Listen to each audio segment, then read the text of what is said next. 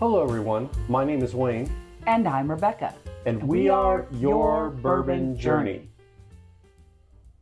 Welcome to episode 30 of Bourbon Trail Tales and Tastes, where we're going to Louisville, Kentucky, which we have a great time doing on a frequent basis.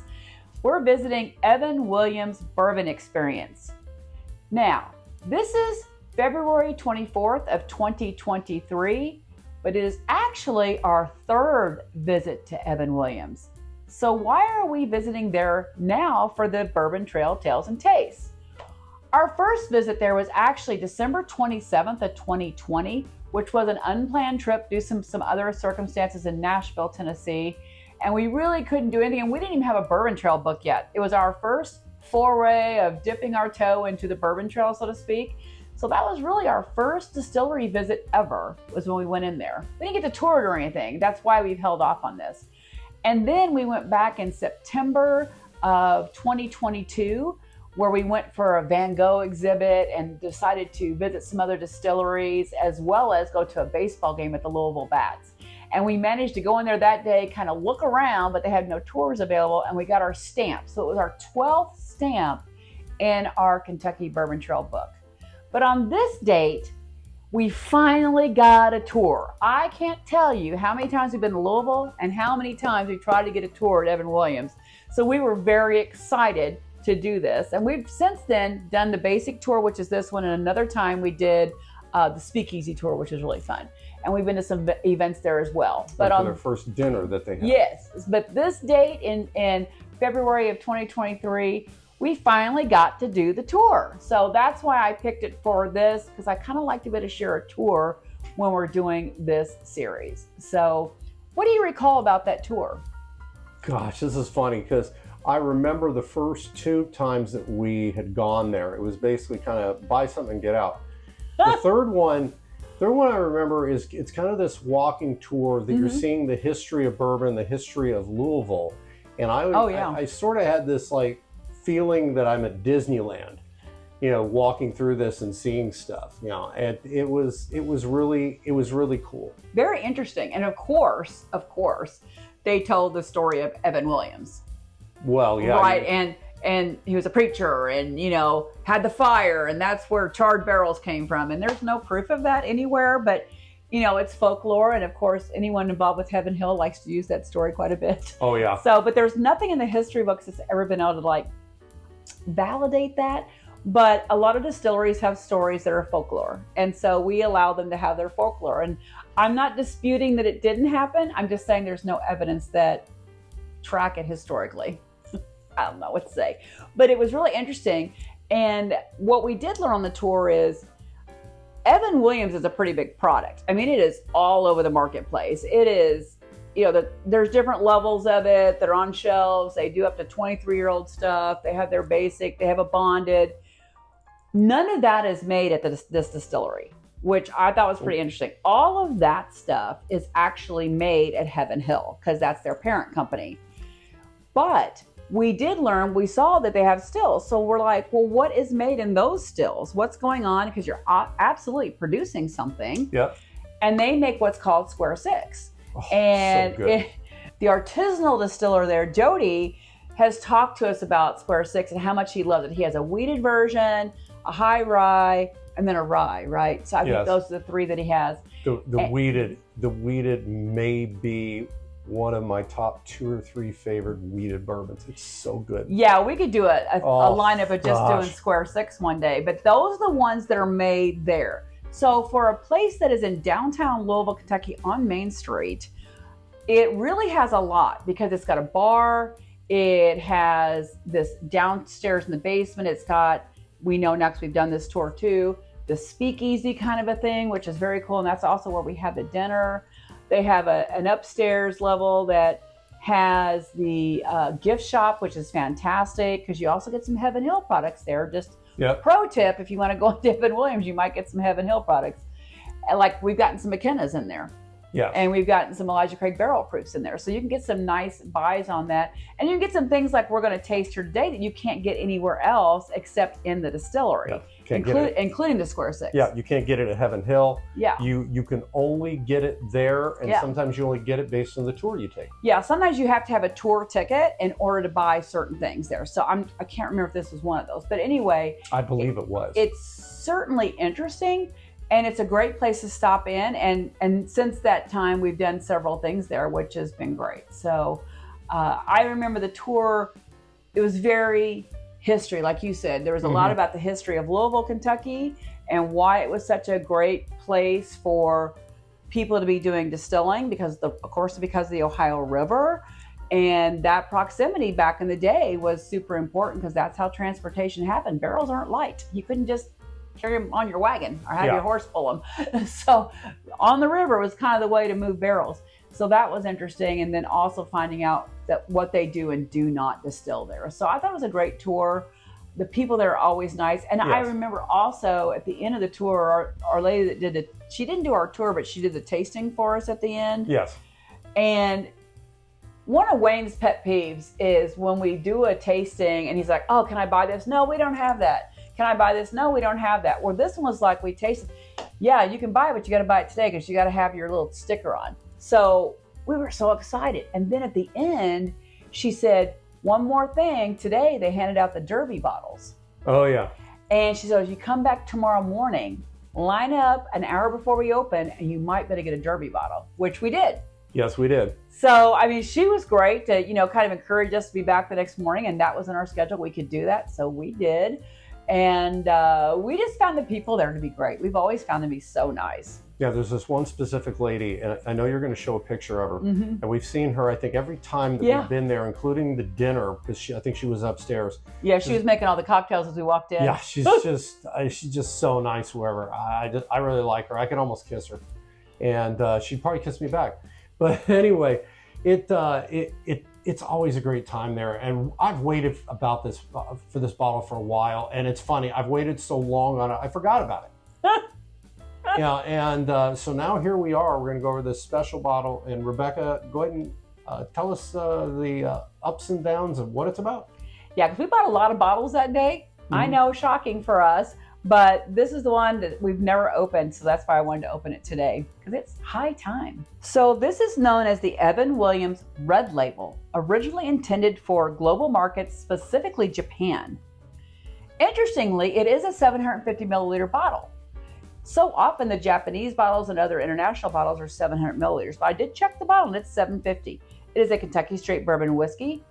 The company is Old Evan Williams Distillery. That's their official name, and it is a Heaven Hill brand. Distillery, of course, was Heaven Hill. The mash bill on this one is 78% corn, 12% malted barley, and 10% rye. It was aged 12 years. It is 101 proof.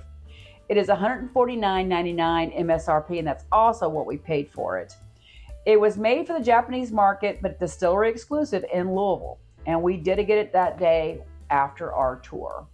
So I'm sure Wayne's excited. Anytime the second part of the mash bill is malted barley, he likes that. And it's a 12-year-old, and it's not super proofy. It's 101 proof, which is kind of interesting. Anyhow, let's take a look. It's got some nice color on it. Obviously, it's been proofed down to be 101. It's like a medium amber, maybe? Medium amber, I think is a good call. So that you would think a 12-year-old would be a little bit darker, but if it's been proofed down to 101, that's going to take some of the color away by adding water. But it has some great legs forming. I mean, it's got some nice viscosity there. I sometimes worry about that when it's been proofed down, but it's got some great legs. I just have the rim so far, but I can see I can see where it's going to form. Let's check out the aromas.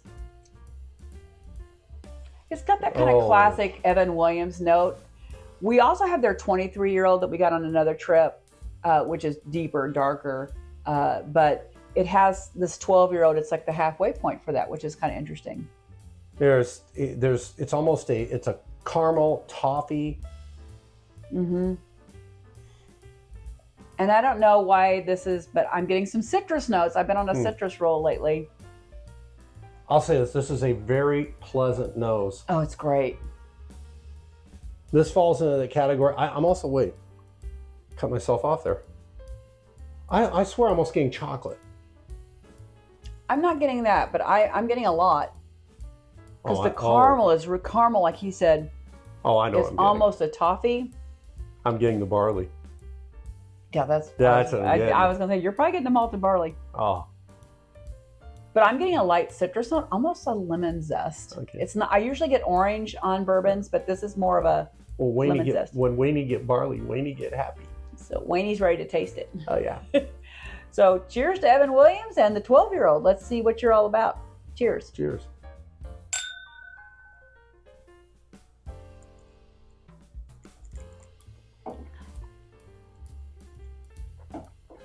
Wow. You know it's pretty good when all I say is wow. Well, the age is there. I'm definitely. I get barrel at the beginning. It's not as sweet as I thought it would be.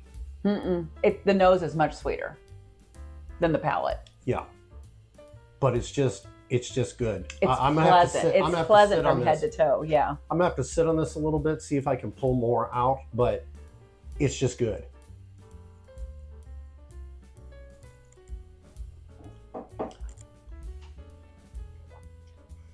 The toffee note is still coming through in the palate. It seems to be less caramel on the palate and more toffee. And I'm starting to get almost a dark chocolate hint on it as well. And so it's kind of like getting a dark chocolate Heath bar, so to speak. Sounds pretty good to me. I'm really digging this. There's just some times where the expression "there are no words," and this is one of them. And this is really enjoyable. And it's interesting because as much as I got this like lemon zest on the nose, I'm not getting that on the palate, although I do feel there's a fresh brightness that helps with those dark notes. Oh, I get the citrus on the palate. Okay. I get it up front. I get brightness on it. It's the first thing that's coming up.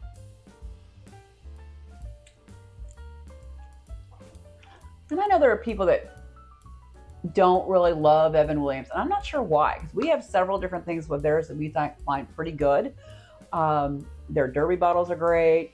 Their basic one is a great mixer. I mean, their black label is a fantastic mixer, and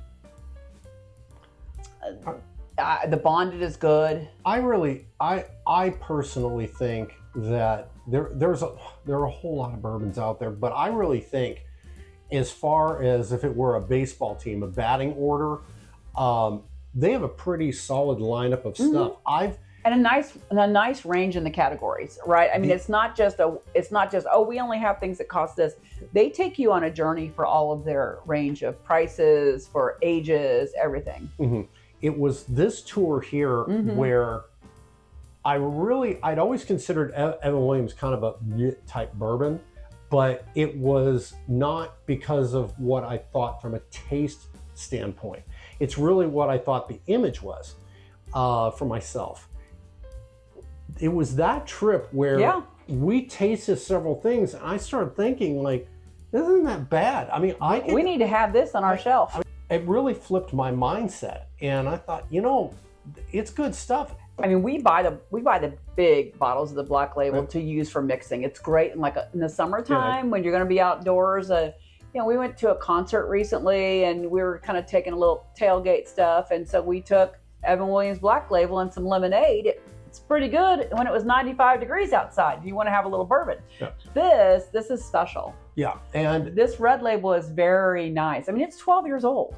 And to their credit, I'll ask you this question. Would you buy this again at that price? I would. I think it's a distillery only, so you can get it, but you can't get it everywhere. You can't just walk into a liquor store and get it. And it is 12 years old, so you think it might be around the 120 range, but because of scarcity, because it's not distributed, I think it's worth the extra money to make it 150. Right? I would go almost up to 200 on this. And one thing that my wife pointed out before we got started with this, because it's something that Michael Veach has kind of made me a disciple of, is it's a screw top. And it had wax over it, so when I took the wax off, I was a little surprised to see a screw top. And I personally love a screw top. I know people are into cork, and we've had the whole thing with wine about image, but boy, I'll tell you, it's easier to store, and I think it seals better. Mm-hmm. I've never had a broke, screw top. It's possible because they're plastic. So Yeah. it's certainly, and the metal ones, when they separate from the other, sometimes they don't ever go back on. The ones that you have to break the metal, Mm-hmm. those sometimes never seal right again. So I don't like those. I prefer a plastic screw top, to be honest, because I Yes. feel like they last pretty long and they tighten and come off. The metal ones, I'm not for. Right. I'm not a fan. Right, and I would totally agree. I'm a sniff and sip. We really love going to Louisville because of Whiskey Row. Mhm. There's you just walk a few feet and you've got a distillery, and walk a few feet and you've got another distillery, or you have a distillery's tasting room that now has landed on Whiskey Row. And if you go a little bit off Whiskey Row to Nulu area, there's a bunch more to do over there. And there's restaurants and bars galore. I mean, there's so much to do in Louisville. Make this a stop, though. And it's got one of the most iconic things, in my opinion, on Whiskey Row. Oh yeah. You see it from the outside, so even if they're closed, you see it. But when you walk in, they have an infinity pouring bottle into a glass of Evan Williams. Mm-hmm. It is the coolest thing. It's probably so photographed, and it's just awesome. You stand there, and you really should get a video with it because it looks like it's pouring into this overflow it's just amazing. And we get a picture with it almost every time we go in there. So stop in for the picture, get a tour if you can, go upstairs to the gift shop for sure, stop in the bar if you have a little extra time. Absolutely. And while you were doing that, I took another sip and it dribbled down my chin. So I've shown the dignity of our channel. So with that said, we know that Connor O'Driscoll, the king of the neck pours, probably had a hand, at least probably the very end with this. So Heaven Hill, and in this case, Evan Williams, we always love stopping at your place in Louisville. And Jody Fontenot. And Jody. we love Jody. Your square 6. Awesome. Amazing. So thank you for your time. Always remember to drink responsibly. And if you like what we do, hit the subscribe button. You have a great day. Cheers. Cheers.